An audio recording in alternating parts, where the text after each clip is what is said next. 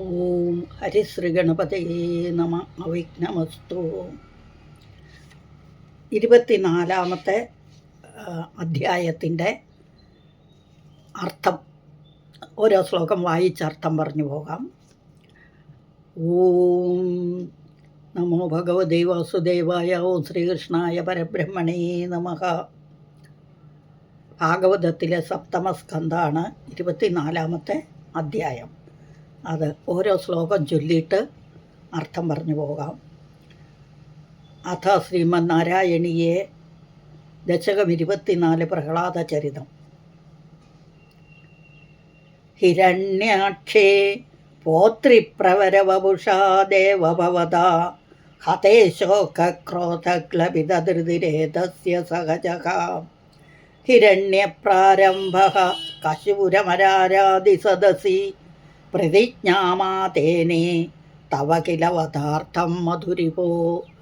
മധുരിപുവായ ഭഗവാനെ, ഹിരണ്യാക്ഷൻ അങ്ങയുടെ അവതാരമായ ശ്രീ വരാഹമൂർത്തിയാൽ വധിക്കപ്പെട്ട അവസരത്തിൽ അവൻ്റെ സഹോദരനായ ഹിരണ്യകശിപു താപകോപങ്ങളോടെ അങ്ങയെ നിഗ്രഹിക്കാനായി അസുരസഭയിൽ വെച്ച് ശപഥം ചെയ്തു പോലും. ശ്ലോകം 2. വിധാതാരം ഘോരം സഖലു തപസിത്വാ നചിരതഃ പുരഃ സാക്ഷാൽ കുറുവൻ സുരനര മൃഗാദ്യൈരനിധനം വരം ലബ്ധ്വാ ദൃപ്തോ ജഗദിഹ ഭവന്നായകമിതം പരീക്ഷുന്തന്നിന്ദ്രാദഹരത ദിവം ത്വാമഗണയൻ. അനന്തരം അത്യുഗ്രമായ തപസ് ചെയ്ത് അവൻ ബ്രഹ്മാവിനെ തൻ്റെ മുമ്പിൽ പ്രത്യക്ഷപ്പെടുത്തി ദേവനാലും മനുഷ്യനാലും മൃഗത്തിനാലും കൊല്ലപ്പെടാതിരിക്കാനുള്ള വരം വാങ്ങി. ഗർവിഷ്ഠനായ അവൻ അങ്ങാകുന്ന അധിപതിയോടുകൂടി പ്രപഞ്ചത്തെ പല പ്രകാരത്തിൽ ഉപദ്രവിച്ചിട്ട് അങ്ങയെ അവഗണിച്ചുകൊണ്ട് ഇന്ദ്രനിൽ നിന്നും സ്വർഗത്തെ അപഹരിച്ചു. ശ്ലോകം 3. നിഹന്തും ത്വാം ഭൂയസ്തവ പദമവാപ്തസ്യ ചരിപോഃ ബഹിർദൃഷ്ടേരന്തർദതിതഹൃദയേ സൂക്ഷ്മവപുഷാ നദന്നുച്ചൈസ്തത്രാപ്യഖിലഭുവനാന്തേ ച മൃഗയൻ ഭിയായാദം മത്വാ സകലുചിതകാശീ നിവവൃതേ. അങ്ങയെ വധിക്കുവാനായി അവൻ അങ്ങയുടെ വാസസ്ഥാനമായ വൈകുണ്ഠത്തിൽ വന്നു. ജ്ഞാനഹീനനായ അവന് അവൻ്റെ ഹൃദയത്തിൽ സൂക്ഷ്മരൂപിയായി സ്ഥിതി ചെയ്യുന്ന അങ്ങയെ ബാഹ്യനേത്രങ്ങൾ കൊണ്ട് കാണുവാൻ കഴിഞ്ഞില്ല. അത്യുച്ചത്തിൽ ഗർജിച്ചുകൊണ്ട് അവൻ അങ്ങയെ 14 ലോകങ്ങളിലും അന്വേഷിച്ചു. എവിടെയും കാണാതിരുന്നപ്പോൾ ജയിച്ചു എന്ന് അഭിമാനിച്ചുകൊണ്ട് സ്വഗ്രഹത്തിലേക്ക് തിരിച്ചുപോയി. ശ്ലോകം 4. തതോസ്യ പ്രഹ്ലാദ സമജനിസുതോ ഗർഭവസതൗ മുനേർവീണാപാണേരധിഗത ഭവൽഭക്തിമഹിമ സ വൈജാത്യാദൈത്യ ശിശുരഭിസമേത്യത്വൈരതീം ഗതസ്ത്വൽഭക്താനാം വരദ പരമോദാഹരണതാം. അമ്മയുടെ ഗർഭപാത്രത്തിൽ വെച്ച് തന്നെ നാരദ മഹർഷിയിൽ നിന്നും ഭഗവത് ഭക്തി മാഹാത്മ്യത്തെ ഗ്രഹിച്ചിരിക്കുന്ന പ്രഹ്ലാദൻ എന്ന ഒരു കുമാരൻ അവന് മകനായി പിറന്നു.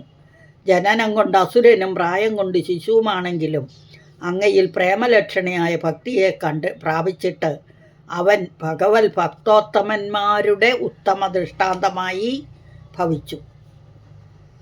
പ്രഹ്ലാദൻ്റെ ജനനകഥ. ഹിരണ്യകശിപു തപസ്സിന് പോയപ്പം മന്ദരപർവ്വതത്തിൽ പോയി തപസ് ചെയ്യുന്ന സമയത്ത് ദേവന്മാർ അസുരന്മാരോട് യുദ്ധം ചെയ്തു തോറ്റോടി. അവർ ഹിരണ്യകശിപുവിൻ്റെ ഭാര്യയായ കയാധു, പ്രഹ്ലാദൻ്റെ അമ്മയായ കയാധു എന്ന സ്ത്രീയെ ബലാത്കാരമായി ദേവലോകത്തേക്ക് കൊണ്ടുപോയി ഇന്ദ്രൻ്റെ കരവലയത്തിൽ അമർന്ന് ദീനരോധനം ചെയ്യുന്ന ആ സാധു സ്ത്രീയെ നാരദ മഹർഷി ഇടയ്ക്ക് വെച്ച് രക്ഷിച്ചു. തുടർന്ന് കുറേ നാൾ അവൾ നാരദനെ പൂജിച്ചുകൊണ്ട് കഴിഞ്ഞുകൂടി. സന്തുഷ്ടനായ നാരദൻ കയാധുവിൻ്റെ ഗർഭസ്ഥ ശിശുവിന് ആത്മജ്ഞാന തത്വങ്ങളെയും വേദതത്വങ്ങളെയും ധർമ്മനീതികളെയും ഉപദേശിച്ചു. ഹിരണ്യകശിപു വന്നു ചേർന്നപ്പോൾ കയാധു ഭർത്താവിൻ്റെ അടുക്കൽ എത്തുകയും അധികം താമസിയാതെ പ്രഹ്ലാദനെ പ്രസവിക്കുകയും ചെയ്തു. ആ ശിശുവാണ് പ്രഹ്ലാദൻ. സുരാരീണാഹാസ്യം തവ ചരണദാസ്യം നിജസുതേ സ ദൃഷ്ട്വാ ദുഷ്ടാത്മാ ഗുരുവിരശിക്ഷച്ചിരമമും ഗുരുപ്രോക്തം ഇതമഭദ്രായ ദൃഢമിതി. ഗുരുപ്രോക്തം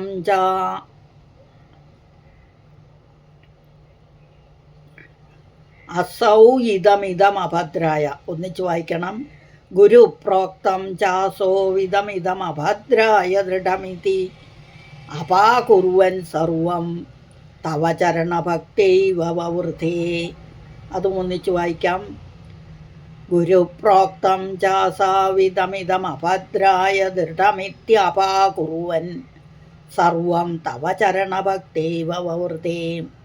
ദുഷ്ടാത്മാവായ ഹിരണ്യകശിപു തൻ്റെ പുത്രന് ആകുന്ന പ്രഹ്ലാദനിൽ അസുരന്മാരെ കുറിച്ചുള്ള പരിഹാസത്തെയും ഭഗവത് പാതാരവിന്ദത്തിലുള്ള ദാസ്യഭാവത്തെയും കണ്ടിട്ട് അവയെ ദുർവാസനകളായി കരുതി സന്മാർഗ പ്രവേശനത്തിനായി ആ കുട്ടിയെ വളരെ കാലം അസുര ഗുരുവായിരുന്ന ശുക്രമഹർഷിയുടെ പുത്രന്മാരാകുന്ന ചണ്ടാമർക്കന്മാരെ കൊണ്ട് വിദ്യാഭ്യാസം ചെയ്യിച്ചു.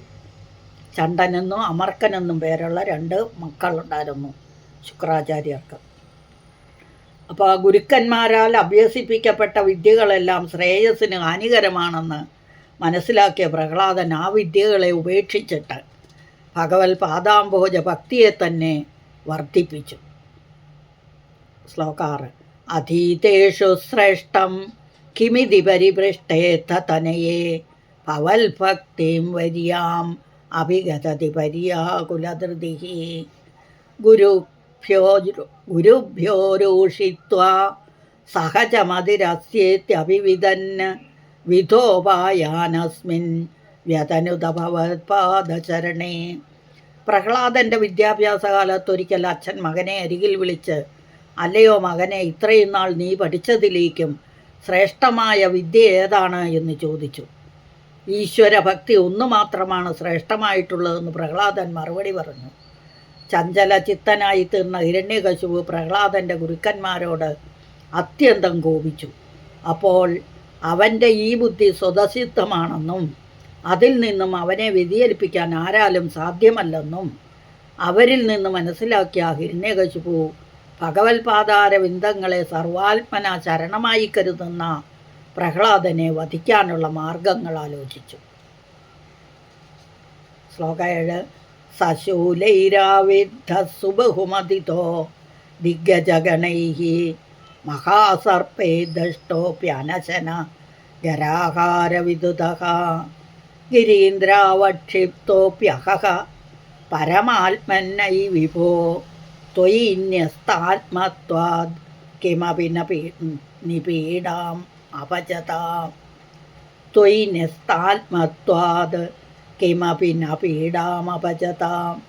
ആ പ്രഹ്ലാദനെ ഹിരണ്യകശിപുവിൻ്റെ കിങ്കരന്മാർ ശൂലം കൊണ്ട് കുത്തുകയും ദിഗ്ഗജങ്ങളെ കൊണ്ട് മർദ്ദിപ്പിക്കുകയും മഹാസർപ്പങ്ങളെ കൊണ്ട് കടിപ്പിക്കുകയും പട്ടിണിക്കിടുകയും വിഷം കലർത്തി ആഹാരം നൽകുകയും ഉന്നതങ്ങളായ പർവ്വതങ്ങളുടെ മുകളിൽ നിന്ന് താഴേക്ക് ഉരുട്ടിയിടുകയും ചെയ്ത് പല വിധത്തിൽ ദുഃഖിപ്പിച്ചു. എന്നിട്ടും അല്ലയോ പരമാത്മസ്വരൂപ, അങ്ങയിലുള്ള അചഞ്ചല ഭക്തി നിമിത്തം പ്രഹ്ലാദന് യാതൊന്നും പീഡയായി അനുഭവപ്പെട്ടില്ല.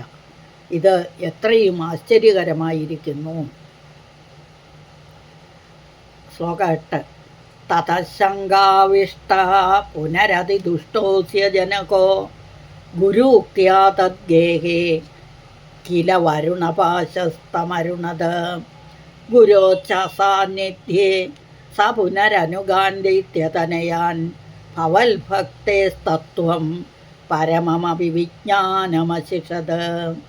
എല്ലാ വധശ്രമങ്ങളും പരാജയപ്പെട്ടത് കണ്ട് പ്രഹ്ലാദൻ്റെ പിതാവായ ഹിരണ്യകശിപു ആശ്ചര്യപ്പെട്ടു. അപ്പോൾ ഗുരുവായ ശുക്രാചാര്യരുടെ അഭിപ്രായമനുസരിച്ച് അദ്ദേഹത്തിൻ്റെ വീട്ടിൽ പ്രഹ്ലാദനെ വരുണപാശം കൊണ്ട് കെട്ടിയിട്ടു. പിന്നീട് ഗുരു വീട്ടിലില്ലാത്ത സമയങ്ങളിൽ തൻ്റെ സഹപാഠികളായ അസുരകുമാരന്മാർക്ക് പ്രഹ്ലാദൻ ഭഗവത് ഭക്തി തത്വത്തെയും പരമമായ ബ്രഹ്മജ്ഞാനത്തെയും ഉപദേശിച്ചു. ശ്ലോകം 9. പിതാ ശൃണ്വൻ ബാലപ്രകരമഖിലം തൊൽസ്തുതിവരം രുഷാന്തപ്രാഹീനം കുലഹതകഹസ്തേ ബലമിതി ബലം മേ വൈകുണ്ഠസ്തവ ജഗദാഞ്ചാവിസബലം സയേവ ത്രൈലോക്യം സകലമിതി ധീരോയമഗതീത്. പ്രഹ്ലാദൻ അസുരകുമാരന്മാരെയെല്ലാം ഭഗവത് സ്തുതിപാഠകന്മാരാക്കിയ വിവരമറിഞ്ഞു കോപത്താൽ അന്ധനായി മാറിയ ഹിരണ്യകശിപു അവനോട് ഗർജിച്ചുകൊണ്ട് ചോദിച്ചു, എടാ കുലദ്വേഷി, നിനക്കാരാണ് ബലം? ആരുടെ സഹായമുണ്ടായിട്ടാണ് നീ ഇത്ര ചെറിയ കുട്ടി അതിഭയങ്കരനായിരിക്കുന്ന ഹിരണ്യകശിപുവിനെ എതിരിടാൻ തുടങ്ങുന്നത് എന്നായിരുന്നു ആ ദൈത്യേന്ദ്രൻ അറിയേണ്ടത്. അപ്പോൾ പ്രഹ്ലാദനാകട്ടെ, അല്ലയോ അച്ഛാ, എനിക്ക് ബലം സാക്ഷാൽ വൈകുണ്ഠനാഥനായ മഹാവിഷ്ണുവാണ്. അങ്ങേക്കും സകല പ്രപഞ്ചങ്ങൾക്കും ബലമരുളുന്ന അദ്ദേഹം തന്നെയാണ്. മാത്രമല്ല ഈ 3 ലോകങ്ങളും തന്നെ അദ്ദേഹമാകുന്നു എന്നിങ്ങനെ അതിധീരമായിട്ട് ഹിരണ്യകശിപുവിനോട് മറുപടി പറഞ്ഞു. ശ്ലോകം 10. അരേ ക്വാസൗ സകല ജഗദാത്മാഹരിരിതി പ്രഭിന്ദേ സ്മസ്തംഭം ചലിതകരവാളോദിതി സുധാ അത പശ്ചാദ്വിഷ്ണോ നഹി വദിതുമീശോസ്മി സഹസാ കൃപാത്മൻ വിശ്വാത്മൻ പവനപുരവാസിൻ മൃഡയമാം. അരേ ക്വാസൗ സകല ജഗദാത്മാഹരിരിതി പ്രഭിന്ദേ സ്മസ്തംഭം ചലിതകരവാളോദിതി സുധാ അത പശ്ചാദ്വിഷ്ണോ നഹി വദിതുമീശോസ്മി സഹസാ കൃപാത്മൻ വിശ്വാത്മൻ പവനപുരവാസിൻ മൃഡയമാം. കൃപാത്മൻ വിശ്വാത്മൻ പവനപുരവാസിൻ മൃഡയമാം. പ്രഹ്ലാദൻ്റെ വാക്കുകൾ കേട്ട് ദിതിസുതനായ ഹിരണ്യകശിപു കൂടുതൽ കോപത്തോടെ സകല ലോകത്തിൻ്റെയും ആത്മാവായിരിക്കുന്ന അവനിവിടെ എന്ന് ചോദിച്ചുകൊണ്ട് സ്വന്തം കയ്യിലിരുന്ന വാൾ ഇളക്കി അവിടെ കണ്ട ഒരു തൂണിൽ വെട്ടി.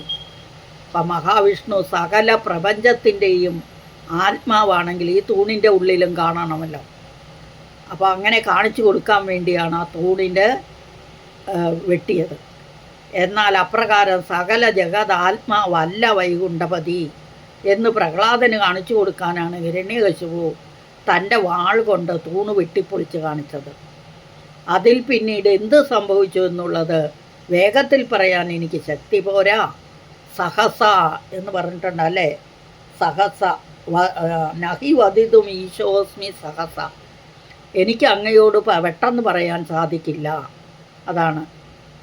പിന്നെ എന്ത് സംഭവിച്ചു എന്നുള്ളത് എനിക്ക് പറയാൻ ശക്തി പോരാ.